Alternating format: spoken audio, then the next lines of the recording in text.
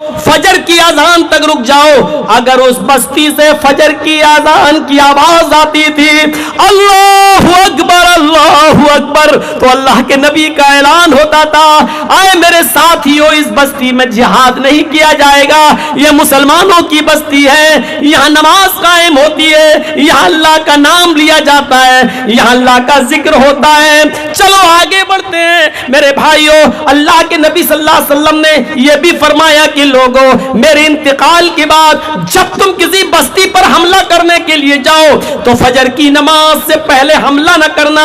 مولانا جرجس انصاری کے بیانات سننے کے لیے مولانا صاحب کے آفیشیل یوٹیوب چینل مولانا جرجس انصاری سپیچز کو سبسکرائب کریں.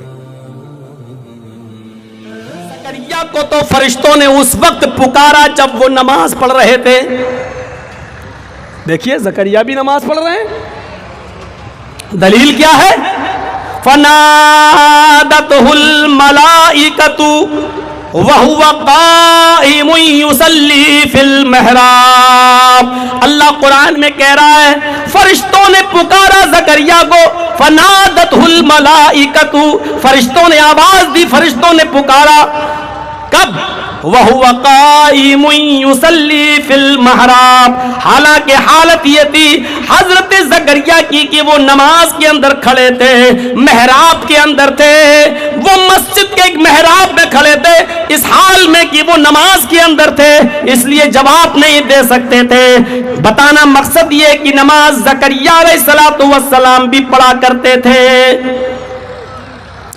زکریا نے جس کی پرورش کی مریم کی, اللہ ان کو بھی حکم دے رہا ہے یا مریم اقنتی لربک وسجدی وارکعی مع الراکعین. اے مریم اپنے رب کے لیے خضوع کر جھک. کیا کہا؟ اپنے رب کے لیے سنجیدگی اختیار کر. اے عیسیٰ کی ماں, ہائے زکریا کی زیر کفالت پلنے والی مریم, یا مریم اقنتی لربک, اپنے رب کے لیے جھک جا, اپنے رب کے لیے ذرا لچ جا, نرمی پیدا کر. وسجودی, اے مریم اپنے رب کو سجدہ کر. وارکعی مع الراکعین, اور رکوع کرنے والوں کے ساتھ رکوع کر. حضرت مریم نماز پڑھ رہی ہیں, حضرت مریم نماز پڑھ رہی ہیں. حضرت لقمان علیہ السلام کو دیکھو, وہ اپنے بیٹے سے کہہ رہے ہیں یا بنیا اقم الصلاۃ, اے میرے بیٹے تم نماز قائم کرو. لقمان علیہ السلام اپنے بیٹے کو نماز پڑھنے کا حکم دے رہے ہیں. حضرت ابراہیم علیہ السلام کی طرف نظر ڈالو. ابراہیم علیہ السلام بھی کیا کہہ رہے ہیں؟ ربنا انی اسکنت من ذریتی بواد غیر ذی زرع عند بیتک المحرم ربنا لیقیموا الصلاۃ. ربنا انی اسکنت من ذریتی بواد غیر ذی زرع, اے ہمارے رب میں نے اپنے بیوی بچوں کو ایک ایسے بیابو گیاہ وادی میں چھوڑا ہے, میں نے اپنے بیوی بچوں کو ایک ایسے بیابان جنگل میں چھوڑ دیا ہے جہاں پانی نہیں, کھانا نہیں, بجلی نہیں, عیش و آرام کی کوئی چیز نہیں, چڑیوں کے گھونسلے نہیں, درخت دور دور پر ہیں اور چڑیوں کے گھونسلے بھی نہیں کیونکہ پانی کا پتہ نہیں ہے. ایسے بیاب و گیاہ وادی میں, ایسے سنسان علاقے میں میں نے اپنی بیوی ہاجرہ کو اور اس کے بیٹے اسماعیل کو ایسے بیابان جنگل میں چھوڑ دیا ہے. اے میرے پروردگار ان کے اندر خیر و برکت دینا, ان کو زندگی دینا تیرا کام ہے. میں نے ان کو چھوڑ دیا ہے عند بیتک المحرم, تیرے محترم گھر کے پاس, تیرے احترام والے گھر کے پاس. ربنا, اے ہمارے رب میں نے اس گھر کے پاس اس لیے چھوڑا ہے لیقیموا الصلاۃ, تاکہ وہ نماز قائم کرتے رہے. بیابان جنگل, پانی کا پتہ نہیں ہے, کھانا ہے نہیں, اکیلی ہاجرہ اور دودھ پیتا چھوٹا سا بچہ. ذرا غور کرو. اور کیا کہتے کہ میں نے اپنی بیوی کو اور دودھ پیتے بچے کو وہاں چھوڑا ہے لیقیموا الصلاۃ, تاکہ وہ نماز قائم کر سکیں. اکیلے عورت کیسے نماز پڑھے گی؟ تصور کیجئے نماز کا. حضرت ابراہیم یہ دعا بھی مانگا کرتے تھے, رب اجعلنی مقیم الصلاۃ ومن ذریتی ربنا تقبل وتقبل دعا. رب اجعلنی مقیم الصلاۃ, اے اللہ مجھے بھی نماز کا قائم کرنے والا بنا دے. ومن ذریتی, اور میری اولاد کو, میرے بال بچوں کو بھی نماز قائم کرنے والا بنا دے. یہ حضرت ابراہیم کی دعا ہے, رب اجعلنی مقیم الصلاۃ ومن ذریتی, اے اللہ مجھے بھی نماز پڑھنے والا بنا دے اور میرے بیوی بچوں, میرے آل و اولاد کو بھی نماز کا قائم کرنے والا بنا دے. اور یہ دعا کرنے کے بعد کہتے ربنا وتقبل دعا, اے اللہ میری بات ایسے ہی مت چھوڑ دینا, ہماری دعا کو قبول کر لینا, ہماری پکار کو قبول فرما لینا. جب تک تو توفیق نہیں دے گا ہم اور ہماری اولاد نمازی نہیں بن سکتی. حضرت اسماعیل کو دیکھو جو ابراہیم کے بیٹے ہیں, جب بڑے ہوتے ہیں حضرت ابراہیم علیہ السلام کے بارے میں قرآن کہتا ہے, کیا کہتا ہے؟ یأمر اہلہ بالصلاۃ والزکاۃ. حضرت اسماعیل نے اپنے گھر والوں کو نماز پڑھنے کا حکم دیا اور زکات دینے کا حکم دیا. انہ کان یأمر اہلہ بالصلاۃ والزکاۃ وَكَانَ عِنْدَ رَبِّهِ مَرْضِيًّا. اسماعیل اپنے اہل و عیال کو, اپنے گھر والوں کو نماز کا حکم دیتے تھے اور زکات کا, بالصلاۃ والزکات, زکات کا بھی حکم دیتے تھے. وَكَانَ عِنْدَ رَبِّهِ مَرْضِيًّا, اور وہ اپنے رب کے محبوب اور پسندیدہ بندے تھے, وہ اپنے رب کے برگزیدہ بندے تھے. میرے بھائیوں, اللہ رب العالمین نے اسماعیل کی یہ صفت بتائی. حضرت موسیٰ علیہ السلام جب اللہ تعالیٰ سے ملاقات کی غرض سے جبل نور پہ, کوہ طور پہ جاتے ہیں, جب کوہ طور پہ جاتے ہیں اللہ نے کہا موسیٰ مت آؤ. نہیں اے اللہ میں تجھے دیکھوں گا. کہا لن ترانی, اے موسیٰ تم مجھے نہیں دیکھ سکتے ہو, لیکن ضد کرنے لگے میں تو دیکھوں گا. اللہ نے کہا پہاڑ کے اوپر, حضرت موسیٰ پہاڑ کے اوپر چڑھ گئے, کوہ طور پر چڑھ گئے.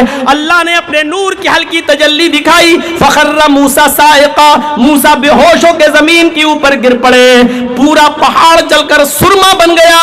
موسیٰ علیہ السلام کو جب ہوش آیا تو اللہ تبارک و تعالی نے موسیٰ سے کہا اننی انا اللہ لا الہ الا انا. موسیٰ میں نے کہا تھا تم مجھے نہیں دیکھ سکتے ہو, سنو میں ہی اللہ ہوں. اننی انا اللہ, اللہ نے کیا کہا موسیٰ سے؟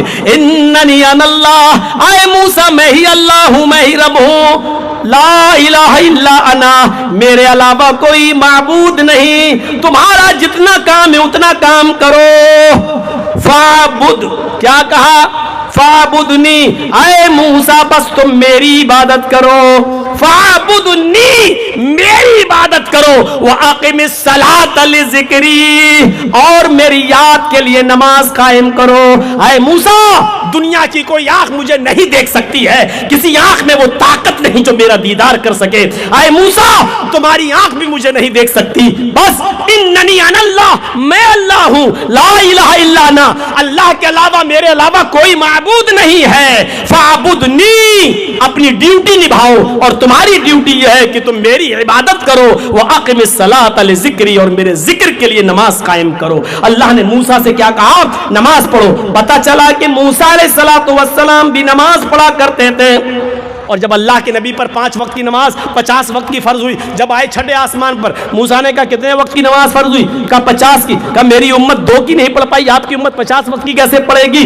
یہ واقعہ بھی بتا رہا ہے کہ موسیٰ علیہ السلام بھی نماز پڑھا کرتے تھے, اگرچہ 2 وقت کی تھی لیکن پڑھتے تھے. آج یہودیوں میں نماز ہے 2 ہی رکعت ہے لیکن پڑھتے ہیں. عیسائیوں میں بھی نماز ہے, اور عیسیٰ علیہ السلام تو کہا کرتے تھے. اور کب کہا؟ جب عیسیٰ کی ماں مریم نے ان کو بغیر باپ کے پیدا کر دیا, بغیر شوہر کے جنم دے دیا, باتیں اڑنے لگیں. ظاہر ہے جو چیز فطرت کے خلاف ہو اس پر چرچے تو ہوں گے ہی. محراب میں رہنے والی ایک لڑکی اور بغیر شادی کے اس کے گھر میں بچہ پیدا ہو جائے تو آوازیں تو اڑنا تھیں. جب عیسیٰ علیہ السلام کو جنم دیا تو سوچ بھی رہی تھی کہ ہمیں قوم سے کتنا لڑنا پڑے گا, کتنا جھگڑنا پڑے گا. آئے لوگ, کیا ہوا, بڑی اللہ والی بنتی ہے, 24 گھنٹے محراب میں رہتی ہے, گزارتی ہے رات و دن, اور حالت یہ ہے کہ تو نے بغیر شادی کے, بغیر شوہر کے بیٹے کو پیدا کر دیا. یہ بچہ کہاں سے آیا, اس کے باپ کا نام بتاؤ, کون ہے اس کا باپ؟ حضرت مریم نے جو جواب دیا سنو. بولنا بند تھا, روزہ نہیں, انہوں نے بولنے کا روزہ رکھ لیا تھا, میں بولوں گی نہیں. اشارہ کیا, اس بچے سے پوچھ لو, چھوٹا بچہ, ابھی پیدا ہوئے 3 دن نہیں گزرے, جاؤ اس بچے سے پوچھ لو. قوم کے لوگوں نے کہا کیف نکلم من کان فی المہدی صبیا. اے مریم, اس بچے سے پوچھوں جو ابھی پالنے میں جھول رہا ہے, جو ابھی جھولے دان میں بیٹھا ہوا جھول رہا ہے, ابھی دودھ بھی نہیں چھوٹا اس کا, 3 دن بھی نہیں گزرا.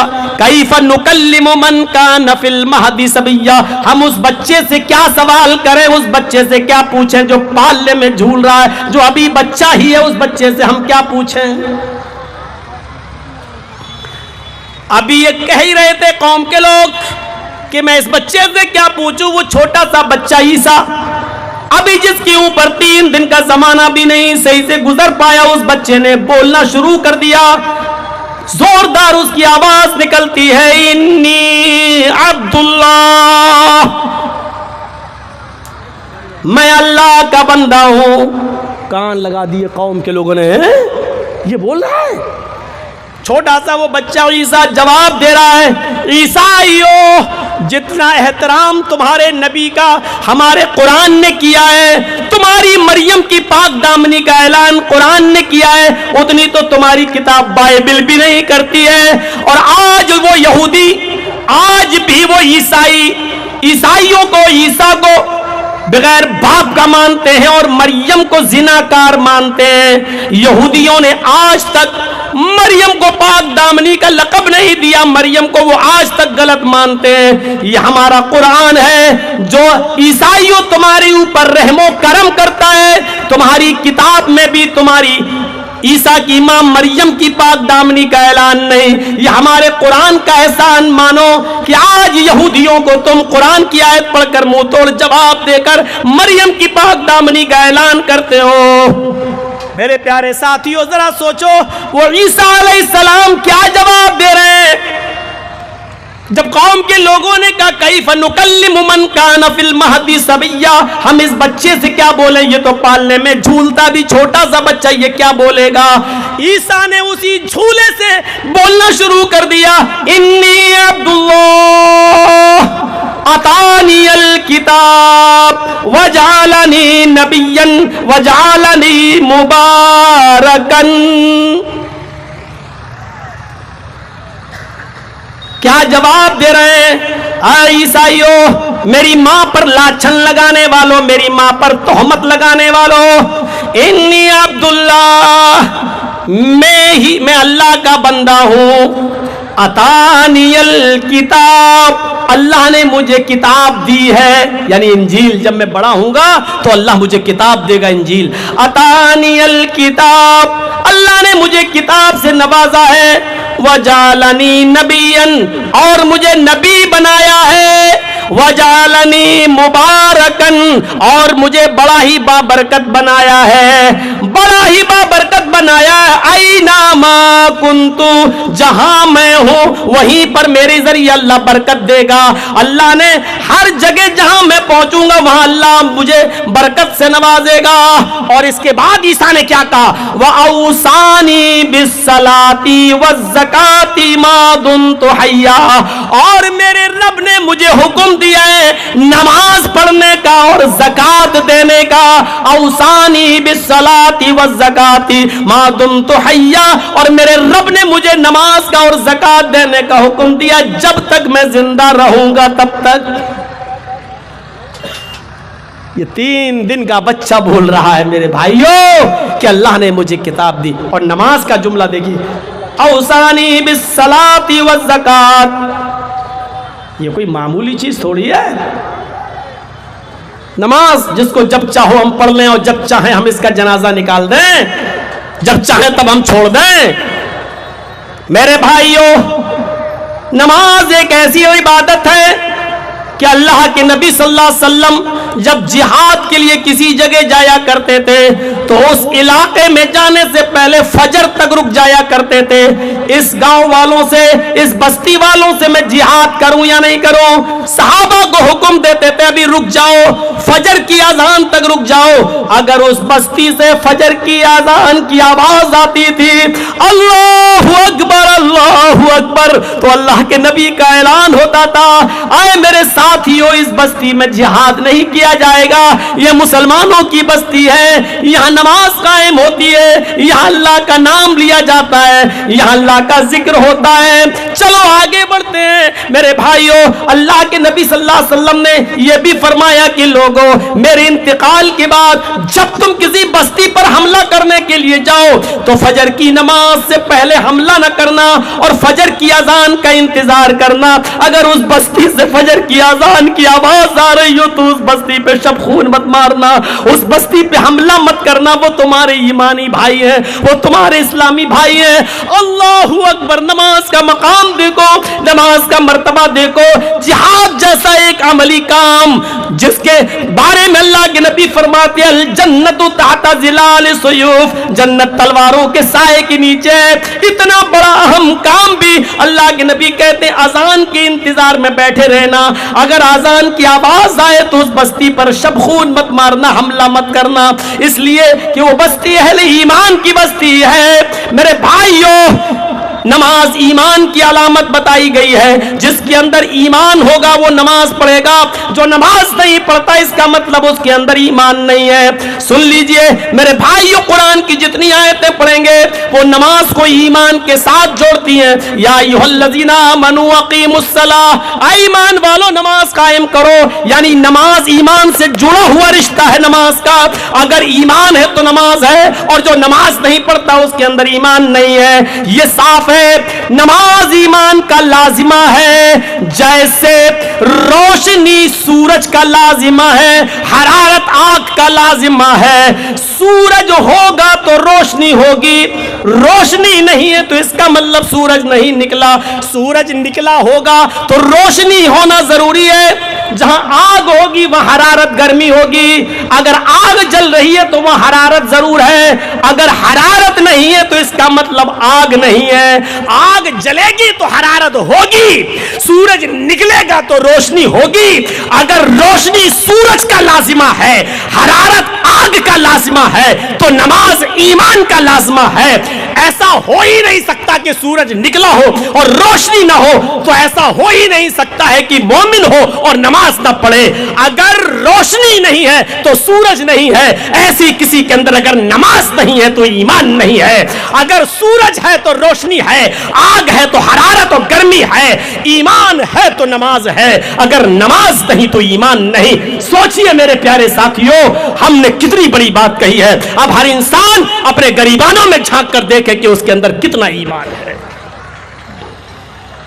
जलसे तो करा लिए शब भर में ईमान की हरारत वालों ने। शायर के शेर में हमने थोड़ी सी चेंजिंग कर दी है। وہ کہتا ہے مسجد تو بنا لی شب بھر میں ایمان کی حرارت والوں نے، ہم نے تھوڑی سی چینجنگ کر دی، جلسے تو کرا لیے شب بھر میں ایمان کی حرارت والوں نے، برسوں میں نمازی بن نہ سکے۔ میرے بھائیوں، من اپنا پرانا پاپی رہا، برسوں میں نمازی بن نہ سکے۔ آج وہی حال میرا ہے، پوری رات جلسہ کرائیے، 1:30 بجے، 1:45 بجے جلسہ آپ کا ختم ہوگا، جائیے گا مولانا جرجیس کے بعد اب شاید امام حرم آ جائے تبھی آپ رک پائیں گے، ورنہ نہیں۔ اٹھائیں گے جلیبی خریدتے ہوئے اپنے بستر پہ چلے جائیے۔ اب مؤذن نے کب کہا الصلاۃ خیر من النوم ہمیں پتہ نہیں ہے، پوری رات جاگے لیکن مسجدیں ہماری خالی پڑی۔ کیا فائدہ ہوا؟ اللہ کے نبی تو یہ فرماتے ہیں کہ لوگوں جب تمہیں مصیبت آئے یا مصیبت آتی ہے تو عورتیں اور مرد کہاں بھاگتے؟ مولویوں کے پاس، مولانا دعا کریے دعا کریے۔ میں اپنے باپ کو لے کر ہاسپٹل میں تھا لکھنؤ، کتنی عورتیں ایسی تھیں بیچاری جو ہمیں پہچانتی تھیں، اپنا مریض مولانا دعا کریے میرا بیٹا، مولانا دعا کریے، دیکھیے کتنی بڑی پریشانی۔ میں نے کہا ٹھیک ہے، میں اپنے باپ کے لیے دعا کر رہا ہوں، تمہارے بیٹے کے لیے بھی دعا کروں گا، لیکن مصیبت جب کسی کے اوپر آئے تو اس کا تقاضا دعا نہیں ہے۔ اللہ تعالیٰ نے مصیبت کا ایک علاج بتایا ہے، یا ایھا الذین آمنوا استعینوا بالصبر والصلاۃ، اے ایمان والو صبر اور نماز کے ذریعے اللہ سے مدد مانگو۔ جب کوئی مصیبت تمہارے اوپر آئے تو فوراً صبر اور نماز، ان دو ہتھیار بتائیں، ان کے ذریعے مدد مانگو۔ حضرت حذیفہ کہتے ہیں کہ سن 5 ہجری میں جنگ خندق ہوئی، سردیوں کے دن تھے، خندق کا حال یہ تھا کہ اوپر کی طرف ابو سفیان اور اس کی فوج نے ہمیں گھیر رکھا تھا اور نیچے کی طرف بنو قریظہ نے ہمیں گھیر رکھا تھا۔ اللہ کے نبی نے ہم سے کہا اے حذیفہ ذرا بھیس بدل کر تم جاؤ اور پتہ لگا کے آؤ لوگوں کا کیا حال ہے، وہ ابھی یہاں رکیں گے یا جانے کا ارادہ کر رہے ہیں، ابھی ہمارے اوپر ان کی نظر نہیں پڑ رہی ہے، اگر 1-2 دن یہ اور یہاں ٹک گئے تو ہم بھوکے پیاسے مر جائیں گے، ذرا پتہ لگاؤ کہ یہ لوگ جانے کا ارادہ رکھتے ہیں کہ یہاں کچھ دن ٹکے رہیں گے، کیا معاملہ ہے؟ حضرت حذیفہ کہتے ہیں اللہ کے نبی نے جب مجھ سے یہ کہا کہ جاؤ ذرا پتہ لگا کے آؤ بھیس بدل کر، تو سب سے زیادہ ڈرنے والا تو میں ہی تھا اور یہ حکم اللہ کے نبی نے مجھے دے دیا۔ غور کرو، جو سب سے زیادہ ڈرنے والا ہو اور اللہ کے نبی نے انہی سے کہہ دیا ہو کہ جاؤ تم ذرا پتہ لگا کے آؤ، لیکن نبی کا حکم ملتے ہی منع نہیں کیا۔ ایمان کا تقاضا یہ تھا کہ محمد رسول اللہ نے بھیجا، چاہے جان چلی جائے انکار نہیں کروں گا، محبت بھی ایسی۔ حضرت حذیفہ بھیس بدل کر جاتے ہیں اور نیچے بنو قریظہ کے لوگوں میں گھس کر دیکھتے ہیں اور پتہ لگاتے ہیں، ان کے اندر گھس کے پتہ لگاتے ہیں، وہ کہہ رہے ہیں لوگوں سردیوں کے سخت دن ہیں، یہاں محمد اور ان کے ساتھیوں کا تو پتہ ہی نہیں چل رہا ہے، الرحیل یہاں سے واپس چلے جانا چاہیے، یہاں سے واپس جانا چاہیے، یہ ہم 2-4 دن رک کے کیا کریں گے، ہم اپنا وقت برباد کرنے کے علاوہ کچھ نہیں ہے ہمیں۔ حضرت حذیفہ یہ خبر لے کر آتے ہیں، کہتے ہیں کہ ہم ان کی جاسوسی کر کے آئے، وہ لوگ میدان چھوڑ کر بھاگنے کا نام لے رہے تھے کہ الرحیل یہاں سے جانا چاہیے۔ میں یہ خبر لے کر جب اللہ کے نبی کے پاس پہنچا تو میں نے کیا دیکھا، خندق کے میدان میں، خندق کے اندر جو کھود رہے تھے صحابہ اور اللہ کے نبی، اس خندق کے اندر میں نے اللہ کے نبی کو چادر اوڑے ہوئے دیکھا اور چادر اوڑ کر آپ نماز میں مصروف تھے۔ میں نے دیکھا کہ اللہ کے نبی نماز سے فارغ ہونے کے بعد دعا مانگ رہے تھے، اے اللہ ان دشمنوں سے ہم مٹھی بھر مسلمانوں کی حفاظت فرما لے، اے اللہ آج یہ دشمن اگر حاوی ہو گئے تو ہمارا نام و نشان مٹ جائے گا۔ میرے بھائیوں، مجھے پورا واقعہ بتانے کا مقصد صرف یہ ہے کہ یہ بتانا چاہتا ہوں آپ کو کہ اللہ کے نبی کے اوپر ایک مصیبت آئی، اوپر سے ابو سفیان اور اس کے ساتھیوں نے گھیرا، نیچے سے بنو قریظہ نے گھیر رکھا تھا، لیکن مصیبت کی اس گھڑی میں اللہ کے نبی دعا کر رہے ہیں، لیکن اس دعا کو، اس مصیبت سے بچنے کے لیے آپ نے پہلے نماز پڑھی، آپ نماز پڑھ رہے تھے اور نماز ہی میں یہ دعا کر رہے تھے کہ الہ العالمین تو ہمیں اس مصیبت سے نجات دے دے۔ ایک مسلمان کا کام یہ ہوتا ہے کہ جب اس کا بیٹا بیمار ہو، اس کے اوپر کوئی مصیبت آئے یا اس کے خاندان، اس کے گھر میں کوئی بہت بڑی آفت آئے، تو اس کا کام یہ ہوتا ہے کہ وہ وضو بنائے، 2 رکعت نفل نماز پڑھے اور اس کے بعد میں اس مصیبت سے چھٹکارے کے لیے اللہ کو پکارے۔ ہمیں یہ سبق سکھایا، یا ایھا الذین آمنوا استعینوا بالصبر والصلاۃ، ایمان والو تم صبر اور نماز کے ذریعے اللہ سے مدد مانگو۔ بخاری شریف کے اندر ایک واقعہ نقل کیا گیا ہے حضرت جریج کا۔ جریج بہت زیادہ عبادت گزار تھے، ان کا ایک چھوٹا سا کٹیا بنی ہوئی تھی، کٹیا، کوٹھا نما کٹیا، اس کٹیا میں وہ نماز پڑھتے رہتے تھے۔ ایک بار ان کی ماں ان کے دروازے پہ آئی اور پکارا، جریج جریج۔ جریج کہتے ہیں اللہ میں کیا کروں، ادھر میری ماں پکار رہی ہے اور ادھر نماز کے اندر ہوں میں۔ جریج نے کوئی جواب نہیں دیا، ماں نے دوبارہ پکارا، جریج کہاں ہو اے جریج؟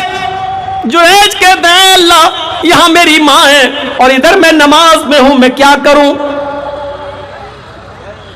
جریج کہتے ہیں کہ میں نے نماز کو اہمیت دی۔ تھوڑی دیر کے بعد ماں نے پھر پکارا، جریج جریج۔ جریج کہتے ہیں کہ میں نے کوئی جواب نہیں دیا، سوچا اللہ میری ماں بھی پکار رہی ہو، ادھر میں نماز میں ہوں، میں نے نماز کو اہمیت دی۔ جریج کی ماں کو غصہ آیا اور جریج کی ماں نے بد دعا دے دی کہ اللہ جریج کو اس وقت تک موت نہ آئے جب تک یہ کسی بدکار عورت کا چہرہ نہ دیکھ لے۔ غور کیجئے گا، ماں کی بد دعا، جبکہ جریج نماز میں تھے۔ آئے اللہ جریج میرا بیٹا ہے، آج میری نہیں سن رہا ہے۔ جریج کو اس وقت تک موت نہ آئے جب تک یہ کسی بد چلن عورت کا منہ نہ دیکھ لے، یعنی زنا نہ کر لے۔ ماں تو یہ بد دعا دے کر چلی آئی۔ جریج نے زنا تو نہیں کیا کسی بد چلن عورت سے، لیکن جریج ایک بہت بڑی مصیبت میں پھنس گئے۔ کچھ دنوں کے بعد جریج کے پاس ایک عورت آئی، اس کا شوہر یا تو مر چکا تھا یا وہ بیوہ تھی یا اس کا شوہر کئی سال سے لاپتہ تھا، غائب تھا۔ وہ آئی اور جریج کے کٹھیا میں داخل ہو گئی اور جریج سے کہنے لگی، ادنو منی، میرے قریب آئیے، مجھ سے قربت حاصل کیجئے، یعنی میری پیاس بجھائیے، میرے ساتھ زنا کیجئے۔ جریج نے بھگا دیا، ہٹ نعوذ باللہ، ہٹ چل۔ جریج اس کے قریب نہیں گئے، اس کو بہت سمجھایا لیکن وہ نہیں مان رہی تھی۔ جریج نے دروازہ بند کر دیا، اس کو بھگا دیا وہاں سے۔ وہ سیدھے جریج کی کٹیا سے نکلی اور جنگل کے اندر جاتی ہے۔ جنگل میں جو لوگ لکڑیاں اکٹھی کر رہے تھے، چرواہے، جانوروں کو چرانے والے جو جانور چرا رہے تھے، اس نے وہاں کسی چرواہے کے ساتھ منہ کالا کر لیا اور پہاڑ کے دامن میں جا کر کسی چرواہے کے ساتھ اس عورت نے زنا کر لیا۔ اس زنا کی پیداوار سے اس کے حمل ٹھہر گیا۔ اس عورت کو 9 مہینے کے بعد بچہ پیدا ہوا۔ جب اس کے گھر میں بچہ پیدا ہوا تو لوگوں نے کہا تیرا شوہر تو ہے ہی نہیں، مر گیا، یا تو بیوہ ہے، یا تیرا شوہر تو کئی سالوں سے لاپتہ ہے اور پھر تو نے دوسری شادی بھی نہیں کی ہے، پھر یہ بچہ کہاں سے آیا ہے؟ اس عورت نے سیدھے طور پر جریج کا نام لگا دیا کہ یہ جریج کا بچہ ہے۔ غور کیجئے، ایک عورت جب یہ کہہ رہی ہے کہ جریج کا بچہ ہے، ایسی عورتیں نہ پہلے کم تھی نہ آج کے زمانے میں کم ہے۔ الزامات پہلے بھی لگتے تھے اور آج بھی لگتے ہیں، اور یقین نہ آئے تو جیلوں میں رہنے والے 80 نہیں 90% لوگوں کو آپ دیکھو گے جن کو لڑکیوں نے غلط طریقے سے پھنسا رکھا ہے، اور جو جیل کی چکیاں پیس رہے بیچارے، جیل میں جو لوگ رہے ہیں ان کو تجربہ ہوگا، جب گفتگو ہوتی ہے قیدیوں کے ساتھ تو پتہ چلتا ہے کہ اصلی کون ہے اور مجرم کون ہے اور بے قصور کون ہے۔ میرے پیارے ساتھیوں، تصور کیجئے ایسی غلط اوباش اور چھچوری لڑکیوں کی کمیاں نہ پہلے تھی نہ آج ہے۔ اس زمانے میں تو میڈیکل ہو جاتا ہے، اس زمانے میں تو ڈی این اے ٹیسٹ ہو جاتا ہے، اصلیت کا پتہ لگانے میں آسانی بھی ہو جاتی ہے، لیکن اس زمانے میں تو سائنس نے اتنی ترقی بھی نہیں کی تھی، بڑا مشکل تھا یہ پتہ لگانا کہ یہ بچہ ہے کس کا۔ آج تو بہت آسان ہو گیا ہے، زنا کیا ہے نہیں، شرمگاہ سے پانی نکالا، یہاں کپڑا لیا، ڈی این اے ٹیسٹ کر لیا، پتہ چل گیا، میڈیکل لیا اور جانچ ہو گئی، یعنی جراثیم کی جانچ ہو گئی۔ یہ تمام چیزیں بہت آسان ہو گئی آج کے زمانے میں، اس لیے اصلیت کا پتہ لگانا بہت آسان ہو گیا ہے۔ میرے بھائیوں، اس زمانے میں ایک نیک آدمی کے لیے بہت مشکل تھا۔ حضرت یوسف علیہ السلام جیسے نبی کو بھی 7 سال ایک ایسے گناہ نہ کردہ کی سزا بھگتنا پڑی، جبکہ وہ گناہ بھی نہیں کیے تھے، اور انہوں نے بادشاہ مصر کی بیوی کو چھوڑ بھی دیا تھا۔ کہا نہیں، اللہ کی پناہ میں چاہتا ہوں، میں اس گندے کام سے میں اللہ کی پناہ چاہتا ہوں، لیکن اس کے باوجود اس نے تہمت لگا دی تھی حضرت یوسف علیہ السلام کے اوپر، اور اپنے مکر و فریب میں اپنے شوہر کو ایسے لے آئی کہ 7 سال کی سزا بھی ہو گئی۔ حضرت یوسف علیہ السلام کا جیل میں جانا، بادشاہ مصر کی بیوی کا الزام لگانا، اور 7 سال کے بعد خواب کی تعبیر بتا کر بادشاہ بن کر لوٹنا اور تخت کا مالک بننا، میرے بھائیوں یہ عرش والے نے ان کے مقدر میں لکھ دیا تھا، اس لیے ان کے ساتھ ایسا ہونا تھا وہ ہوا۔ جریج کے اوپر الزام لگا دیا۔ اس بچے کا باپ وہ ہے، اب لوگوں کو غصہ، اچھا بڑا عبادت گزار بنتا، دیکھو 24 گھنٹے سجدے میں پڑا رہتا ہے، نمازیں پڑھتا رہتا ہے، اور حال کرم دیکھو، کارنامے دیکھو، واہ کیا گل چھرے اڑائے۔ غصے میں گئے، جریج کو پیٹنا شروع کر دیا، اور جریج کا پورا عبادت خانہ گرا دیا، پورا کمرہ گرا دیا، ان کی پوری کٹیا توڑ دی۔ جریج نے کہا وجہ بتاؤ کیا ہے؟ کہا کہ اس عورت کے ساتھ زنا تم نے کیا، یہ اسی کی پیداوار ہے، یہ عورت کہہ رہی ہے کہ اس بچے کا باپ جریج ہے، اور پوچھ رہے کیا کیا، کتنا نیک بنتا ہے دیکھو۔ حضرت جریج نے کہا اس بچے کو ذرا میرے پاس لاؤ۔ غور کیجئے، وہاں عیسیٰ بولے، یہاں جریج نے کہا بخاری کی حدیث، اس بچے کو میرے پاس لاؤ۔ ارے لاؤ تو 2-4 سمجھدار لوگ ہر جگہ ہوتے ہیں، کہا کہ ٹھیک ہے بھائی، اس کی بھی تو سن لو، تم نے عورت کی سن لی۔ جریج کہہ رہا اس بچے کو لے کے آؤ، چلو کیا حرج ہے، دے دو۔ بچے کو دیا۔ جریج نے اس بچے کو زمین پر لٹایا اور نماز پڑھنے کے لیے کھڑا ہو گیا،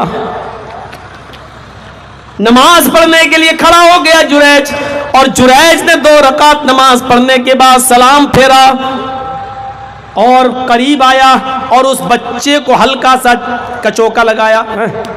بچے بتا، اللہ کے حکم سے بول، تجھے اللہ کا واسطہ ہے، اے بچے بتا کہ تیرا باپ کون ہے۔ نماز پڑھ لی تھی، دعا کر لی تھی نماز میں، اب اس بچے کے پاس آیا اور کہا بچے بتا تیرا اصلی باپ کون ہے۔ اس بچے نے جواب دیا کہ میرا اصلی باپ فلاں جنگل کا چرواہا ہے، اسی نے میری ماں کے ساتھ زنا کیا ہے، جریج کا کوئی قصور نہیں ہے، میری ماں جھوٹی ہے، میری ماں نے جھوٹا الزام لگایا ہے، میرا باپ فلاں جنگل کا چرواہا ہے۔ لوگوں کو بڑی شرمندگی ہوئی، اے جریج میں نے غصے میں تمہارا کمرہ توڑ دیا، چلو مجھے معاف کر دو, ہم تمہارا گھر, یہ کمرہ, یہ عبادت خانہ ہم سونے کا بنا دیتے ہیں, گولڈ کا بنا دیتے ہیں. جریج نے کہا نہیں نہیں, مجھے سونے کا بنانے کی ضرورت نہیں, جیسا کچی دیوار کا پہلے بنا ہوا تھا اسی طرح بنا دو, بس میرے لیے عبادت گھر بنا دو تاکہ میں اللہ کی عبادت کر سکوں. تم نے میرا عبادت خانہ توڑ دیا ہے, جیسا تھا ویسا ہی کر دو, سونے کا بنانے کی ضرورت نہیں. اس واقعے کو بتانے کی ضرورت مجھے اس لیے پیش آئی, میرے بھائیوں کی یہ بتاؤں کہ حضرت جریج کے اوپر ایک مصیبت آ گئی اور ایک عورت نے ان کے اوپر زنا کی تہمت لگا دی. جریج کا مکان توڑ دیا گیا, عبادت خانہ توڑ دیا گیا. اس مصیبت نے جریج نے کس کو پکارا؟ اللہ کو. اور کیا کہا؟ پہلے نماز پڑھی اور اس کے بعد میں کہا بچے بتا تیرا اصلی باپ کون ہے. یہی قرآن کہتا ہے یا ایھا الذین آمنوا استعینوا بالصبر والصلاۃ, ایمانوں والو جب تمہارے اوپر کوئی مصیبت آئے تو صبر اور نماز کے ذریعے اللہ سے مدد مانگو. ایک واقعہ اور سن لیجئے اسی سے تعلق رکھنے والا. حضرت ابراہیم علیہ السلام اپنی بیوی سارہ کو لے کے جا رہے ہیں اور دشمن ملک سے گزر رہے ہیں. خبر ملی بادشاہ کو کہ ابراہیم کے ساتھ ایک بہت ہی خوبصورت عورت جا رہی ہے. بادشاہ کے وزراء آتے ہیں اور کہتے ہیں آئے ابراہیم تمہارے ساتھ یہ کون ہے؟ حضرت ابراہیم علیہ السلام نے کہا یہ میری بہن ہے. یہ ایک دوسرا موقع ہے, یہ کبھی بعد میں سن لینا, بڑی تفصیلی بات بحث ہوگی کہ ابراہیم نے اپنی بیوی کو بہن کیوں کہا ہے. کیا کوئی نبی بھی جھوٹ بول سکتا ہے؟ کیا کسی نبی سے توقع رکھی جا سکتی ہے کہ وہ جھوٹ بول سکتا ہے؟ اس مسئلے کو حل کرنے کے لیے کافی دیر کی ضرورت ہے, کبھی دوسرے موقع پر سن لیجئے گا. بس اتنا بتا دوں کہ ایمانی رشتے سے تو سب آپس میں ایک دوسرے کے بھائی بہن ہی ہیں. ساری دنیا کا مسلمان بھائی ہے اور ساری دنیا کی عورتیں ہماری بہنیں ہیں. اس ایمانی رشتے سے ہم بھائی بہن ہیں. ابراہیم علیہ السلام نے اسی ایمانی رشتے سے کہہ دیا تھا یہ میری بہن ہے, کیونکہ اگر بیوی کہتے تو بادشاہ کا ظلم و زیادتی بہت بڑھ جاتی. کہا یہ میری بہن ہے. وہ ذرا اٹھا کر لے گئے. آئے ابراہیم تم یہیں رہو گے, تمہاری بہن کو بادشاہ نے طلب کیا ہے. ہمارے ملک میں تم کیسے گھس گئے, چلو. اور بادشاہ نے ابراہیم علیہ السلام کی بیوی سارہ کے اوپر غلط نظر ڈالی. اب سنیے کیا ہوا. جیسی غلط نظر ڈالی حضرت سارہ نے دعا کی. بادشاہ نے ان کے اوپر ہاتھ بڑھایا لیکن ہاتھ وہیں رک گیا, آگے نہیں بڑھ رہا تھا, نہ ہل رہا تھا, نہ ڈل رہا تھا, شل پڑ گیا. اور بادشاہ زمین کے اوپر گر گیا اور تڑپنے لگا اور کہنے لگا سارہ میرے لیے اللہ سے دعا کرو, میں تمہیں معاف کرتا ہوں, چھوڑتا ہوں, میں تمہارے ساتھ کوئی غلط کام نہیں کروں گا. سارہ نے دعا کی اور بادشاہ صحیح ہو گیا, لیکن اس کی نیت پھر خراب ہوئی. سارہ کی حسن اور خوبصورتی کو دیکھ کر اس نے پھر ہاتھ بڑھایا لیکن اس کا ہاتھ پھر شل پڑ گیا اور زمین پر تڑپنے لگا. اس نے دوبارہ دعا کی درخواست کی, سارہ نے دعا کی اور وہ پھر صحیح ہو گیا. اس نے تیسری بار نیت خراب کی اور تیسری بار ہاتھ بڑھایا, پھر اس کا ہاتھ شل پڑ گیا اور زمین پہ تڑپنے لگا. اس نے کہا اللہ کی قسم اب میں تمہیں نظر انداز کرتا ہوں, چھوڑتا ہوں, اور میں تمہیں اپنی لونڈی خدمت کے لیے دے رہا ہوں, جاؤ ابراہیم کو دے دینا. تب اس نے اپنی لونڈی ہاجرہ کو بھی سارہ کے ساتھ بھیج دیا. بادشاہ تڑپنے لگا, تیسری بار اس نے چھوڑ دیا. سارہ جب چھوٹ گئی, آزاد ہو گئی اس کے چنگل سے, اور بادشاہ کی لونڈی ہاجرہ کو اپنے ساتھ لائی. اور جب اپنے شوہر کے پاس آتی ہیں, ابراہیم علیہ السلام کے پاس, تو کیا دیکھتی ہیں کہ میرے شوہر ابراہیم علیہ السلام نماز کی حالت میں ہیں اور اللہ سے دعا کر رہے ہیں. سلام پھیرتے ہیں, پوچھتے ہیں سارہ اشارہ کیا کیا بنا, تمہارا کیا ہوا, عزت و آبرو سلامت تو ہے, بادشاہ نے تمہارے ساتھ کوئی زور زبردستی تو نہیں کی ہے. حضرت سارہ نے کہا آپ نماز کے اندر ہیں اور اللہ سے دعا کر رہے ہیں، ایسا ہو ہی نہیں سکتا آپ نماز کے اندر اپنے رب کو پکارے اور آپ کا رب آپ کی بیوی کو ذلیل کر دے، اس کی عزت و آبرو کو چھلی چھلی کر دے، ایسا کیسے ہو سکتا ہے؟ پورے واقعے کو بتانے کا مین مقصد یہ ہے کہ جن کے اوپر بھی تکلیفیں آئیں، مصیبتیں آئیں، پریشانیاں آئیں، انہوں نے سجدے کیے، نمازیں پڑھی اور نماز میں اپنی مصیبتوں کا سہارا ڈھونڈا اور اللہ کو پکارا۔ خود جنگ بدر میں 313 صحابہ تھے اور 1000 کافروں کے پاس تیر بھی تھے، تلوار بھی تھی، گھوڑے بھی تھے۔ میرے بھائیوں، ساری چیزوں سے لیس تھے، یہاں ایک چیز تھی اور ایک چیز نہیں تھی۔ بوڑھے اور بچے اور جوان جب جوڑے گئے تو 313 اور وہاں 1000 جوان۔ یہ منظر دیکھ کر محمد رسول اللہ صلی اللہ علیہ وسلم رونے لگے اور سجدے میں گر گئے اور سجدے میں گر کر دعا کرنے لگے، اللہم لا تہلک ھذہ العصابہ ان تہلک ھذہ العصابہ لن تعبد بعد اليوم قط الہ العالمین۔ اگر آج یہ مٹھی بھر جماعت ہلاک ہو گئی، آج یہ مٹھی بھر صحابہ مٹ گئے، یہی میں نے محنت کر کے ان کو اسلام کا قبول کروایا، یہی پکے سچے مسلمان ہیں۔ اے اللہ، اگر آج یہ 313 مسلمان اس دنیا سے مٹ گئے، لن تعبد بعد اليوم، تو آج کے بعد کوئی اللہ اللہ کہنے والا نہ ہوگا، آج کے بعد اس دنیا میں کوئی تیرا نام لینے والا نہیں ہوگا۔ تب اللہ نے آسمان سے فرشتوں کو بھیج کر جنگ بدر میں محمد رسول اللہ کی مدد فرمائی۔ یہ ہے نماز کی برکت، یہ ہے سجدے کی برکت۔ ہمارے اوپر مصیبت آتی ہے، ہم کٹھ ملا کے پاس بھاگتے ہیں، تعویذ دے دو صاحب، یہ پریشانی ہے، اور وہ 51 روپے اور 101 روپے لے کے تعویذ دیتا کہ جاؤ اس کو لپیٹ لینا، پہن لینا۔ ہمارے اوپر مصیبت آ رہی ہے تو ہم یہ کرتے ہیں۔ میرے بھائیوں، اسلام ہی وہ مذہب ہے جو سب کا ہے۔ نہ تسے پرتما استی، اس کی کوئی پرتما نہیں ہے، اس کی کوئی مورتی نہیں ہے۔ نہ تس سے پرتماس، اس کی کوئی مورتی نہیں ہے، اس کی کوئی بھی شکل نہیں ہے۔ لیس کمثلہ شیء، اللہ کے مثل اللہ کی طرح کوئی نہیں ہے۔ مورتی پوجا کا کھنڈن کیا ہے خود ویدوں نے بھی۔ اس لیے میں کہتا ہوں کہ ایک ایسے مذہب کو، ایک ایسے دھرم کو ہندو بھائی اور مسلمان سکھ عیسائی سب اپنائیں جو اپنے اندر سب کو سمیٹتا ہو، سب کو لیتا ہو اور سب کو سمیٹنے والا اور سب کو لے کر چلنے والا مذہب صرف ایک ہے، یا تو اسلام کہہ لو یا سناتن دھرم کہہ لو، جو اپنے اندر سب کو سمیٹتے کی کوشش کرتا کہ آؤ تمہارے لیے دروازے کھلے ہوئے ہیں۔ دیکھو، ایک آدمی ہمارے دھرم کا تھا آدھا اور بدل کے جب اس دھرم میں چلا گیا تو آج دیکھ لیجئے گا اس کی کیا پوچھ تاچھ ہو رہی ہے۔ جانتے ہیں نا اس کو، نام لینا ضروری نہیں ہے۔ جو ایک مندر میں جا کر جس نے باقاعدہ ہندو دھرم قبول کیا تھا اور اسلام کو گالی دیتا رہتا تھا، قرآن کی آیتیں بدلنے کی بات کرتا تھا، ارے جو ہمارے ہندو بھائی آج تک دلتوں کو، اپنے ہندو بھائیوں کو ہندو دھرم میں جگہ نہیں دے سکے، وہ ہم مسلمانوں کو اپنے دھرم میں کہاں جگہ دے سکتے ہیں؟ جو آج تک اپنے دلتوں کو حق نہیں دے سکے ہیں، آج بھی کسی مندر میں دلت اور برہمن دونوں ایک جگہ پر ایک مورتی کے نیچے دونوں آج بھی پوجا نہیں کر سکتے ہیں۔ جو اپنے دلتوں کو نہیں اپنا سکے ہیں، وہ مسلمانوں کو اگر گھر واپسی کر کے تمہارے یہاں پہنچ جائیں تو ان کو جگہ دے دیں گے؟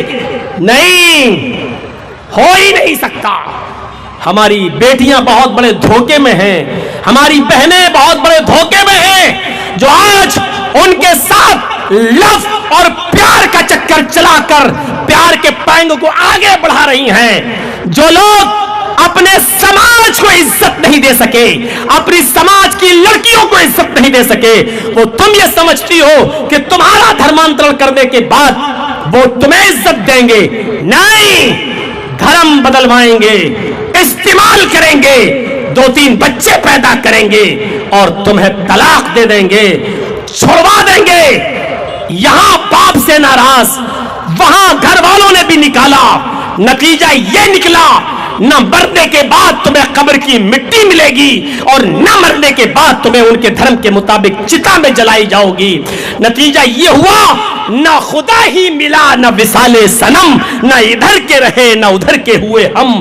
تمہاری حیثیت یہ ہوگی. اور میں ایسی کئی لڑکیوں کو جانتا ہوں جنہوں نے ہم سے گزارش کی کہ مولانا کسی طرح میرے ماں باپ کو منا لیجئے, ہم جوانی کے جذبات میں غلط قدم اٹھا لے گئے ہیں. صرف آپ سے گزارش کر رہی ہوں جب گھر سے ہری جھنڈی مل جائے تب مجھے بتا دینا, میں سب کو چھوڑ چھاڑ کے اپنے ماں باپ سے پھر ملنے کے لیے آنے کے لیے تیار ہوں.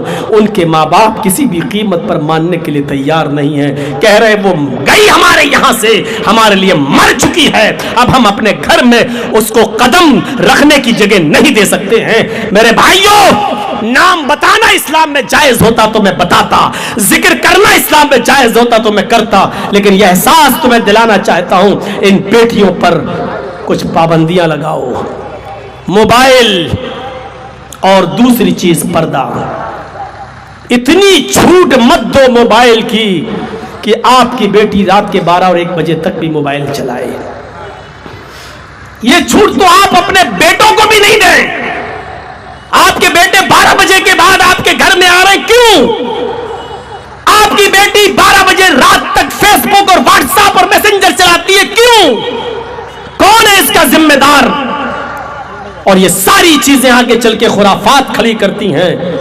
یہ پلاننگ بہت گہرا چکی ہے کہ مسلم لڑکیوں کو اپناؤ, بچے پیدا کرو اور ان کو چھوڑ دو. پلاننگ نہیں سمجھ پا رہے ہیں آپ؟ ہمیں اور آپ کو سمجھنے کی ضرورت ہے. جیسے مدرسہ چلا دیا جاتا ہے, مسجد کی کمیٹی بن جاتی ہے, تیاری کرو جب لڑکی بالغ ہو جائے تو جلد سے جلد پورا سماج اس لڑکی کا گھر بسانے کی تیاری کرے اور اس کی شادی کرا دے. جہیز جیسی لعنت معاشرے سے بند کرو. یہ سماج کے چودھری, مکھیا, سرپنچ لوگوں کی ذمہ داری ہے کہ اپنے گاؤں سے, اپنے سماج سے بند کریں اس کو. 25 سال کا زمانہ لمبا زمانہ ہوتا ہے. مولانا جرجیس 25 سال سے آپ کے بہار, بنگال, اڑیسہ, کرناٹک کا دورہ کر کر کے تھک چکے ہیں. 25 سال کی زندگی میں ابھی تک جہیز جیسی بدترین لعنت ہم ختم نہیں کر سکے اپنے معاشرے سے. کتنا اثر پڑا؟ اگر کوئی پوچھے کہ جرجیس صاحب 25 سال سے تقریریں کر رہے ہیں آپ بہار میں, کتنا فرق پڑا پرسنٹیج کے حساب سے بتائیے, تو ہم یہ نہیں کہہ سکتے ہیں کہ 5% بھی فرق پڑا ہو جلسوں کا. 25 سال کے اس لمبے کیریئر اور مدت میں ایک جہیز جیسی بدترین لعنت ہمارے معاشرے سے ختم نہیں ہوئی ہے. آج بھی غریب سے غریب لڑکی کی شادی ہونا ہے تو کم سے کم بائک چاہیے, موٹر سائیکل چاہیے, یا موٹر سائیکل نہیں دے رہے ہو تو دکان پر بیٹھنے کے یہ 5-6 لاکھ روپے کا چیک چاہیے. اور ہوتا کیا ہے, صاحب دکان پہ بیٹھے گا, آپ ہی کی بیٹی کے لیے تو کمائے گا. بھیک مانگنے کی اس سے زیادہ اچھی سٹائل ہو ہی نہیں سکتی ہے. ذرا تصور کرو کہ 25 سال کی مدت میں کتنے مدرسے بن گئے, 25 سال کی مدت میں کتنی مسجدیں بن گئیں, 25 سال کی مدت میں کتنے چھوٹے چھوٹے بچے آج بڑے ہو گئے اور وہ شادی کر کے باپ بن گئے. لیکن نہیں چینجنگ آئی تو یہ چینجنگ نہیں آئی کہ 25 سال پہلے بھی جہیز چلتا تھا, 25 سال کے بعد بھی جہیز چل رہا ہے. اتنے مدرسے, اتنے علماء, اتنی مسجدیں, اتنے علماء سب ہوتے ہوئے لیکن جہیز جیسی ایک برائی آج ہم اپنے معاشرے سے ختم نہیں کر پا رہے ہیں.